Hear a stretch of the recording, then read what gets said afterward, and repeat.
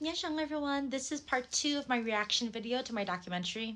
Let's go. thầu mà tao bé mong mong cái gì lên nó mà nè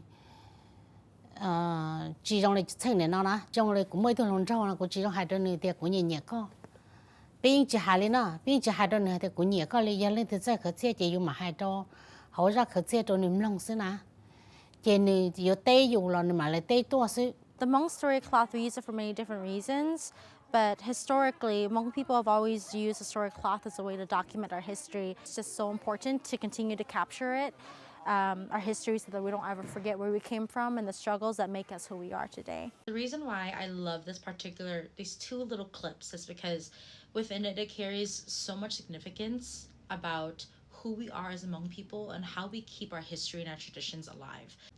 Oh, here's Professor Biving Moa. She's amazing. You know, as far back as we can track, China is homeland. In the late 1800s, migrating down to Southeast Asia, Vietnam, Laos. There's Hmong people in Australia, Argentina, France, Germany, the US, a lot under refugee status. So like bây giờ cứ chia mong mà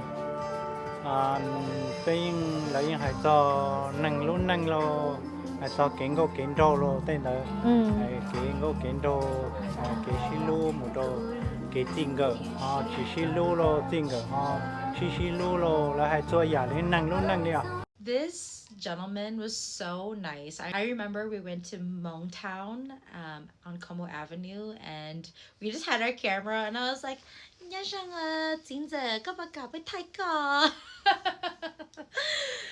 he was super nice, but I really appreciated hearing his voice in this context, because obviously he distributes Hmong music, including the Hmong katias. Like, I don't even know if this gentleman is even there anymore, because really Hmong people don't interact with Hmong katia and Hmong music like this quite the same like they used to. This is a documentary that's 10 years old, okay? So this is totally different now. Nowadays, everything is digital. And a part of me is, I'm happy that things are digital, because then we get more access to people in different parts of the world to share our music. But at the same time, having these music booths is such a quintessential part of my Hmong American experience. If you feel the same, leave it down in the comments below. Cú xã thì khó này nó cho nên tết chờ nó cho tuôn xài lúa tết chờ nó nè là chỉ nhẹ cái xe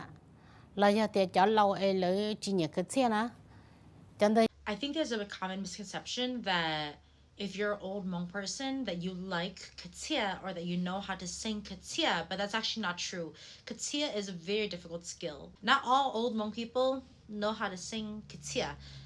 That's the reason why this art form is dying off even faster, right? Because we have these underlying assumptions about old people. Just because you're an elder Hmong person doesn't mean that you actually know or understand katia. And even if you do know and understand katia and you like to listen to it, it doesn't mean that you actually know how to sing katia. So how can we actually pass these traditions on when not that many people actually have the knowledge to begin with? Vì thế lỡ chỉ bao cho cái gì hay tiền ni chính bộ lý cha cho họ dù luôn nên dù giờ ít mong nè. I used to have like these dreams and fantasies when I was like 3 or 4 years old, just that someday I was going to be a mega superstar. So it was really discouraging, like watching TV or watching movies or listening to music and knowing that none of those people look like me. Representation is so important because children, they don't understand the limitations of the world. They also don't know what the possibilities of the world are either. So when you are a child, you don't know what is possible until you actually see it. And that's something that I actually didn't get as a kid. The first time that I saw anybody on stage who was Hmong representing our culture, I still remember it was Tu Zhejiang, and he had come to my middle school and he had did a presentation of his Hmong boy. What was this series? It's like his like funny Hmong boy series or something, where he's saying, he's like, go Hmong boy, go. Like, God rest his soul. Like, I I still remember as an adult when I started acting and taking my art very seriously, I spoke with him. We were at a party and I spoke with him. And we were like taking shots, and I just told him, I was like, you changed my life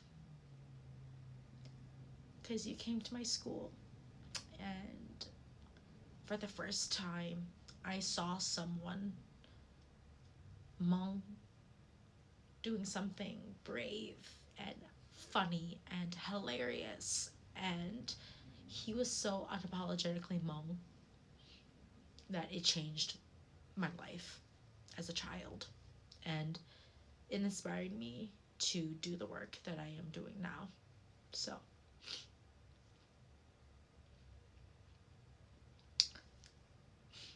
that's the power of representation.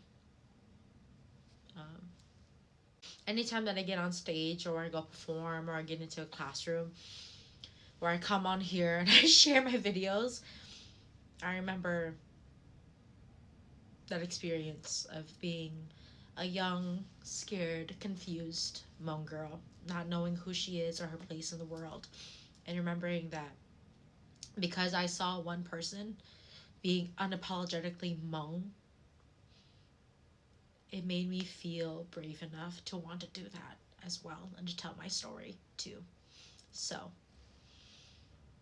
the world is not as good of a place now that he's gone. Let's continue.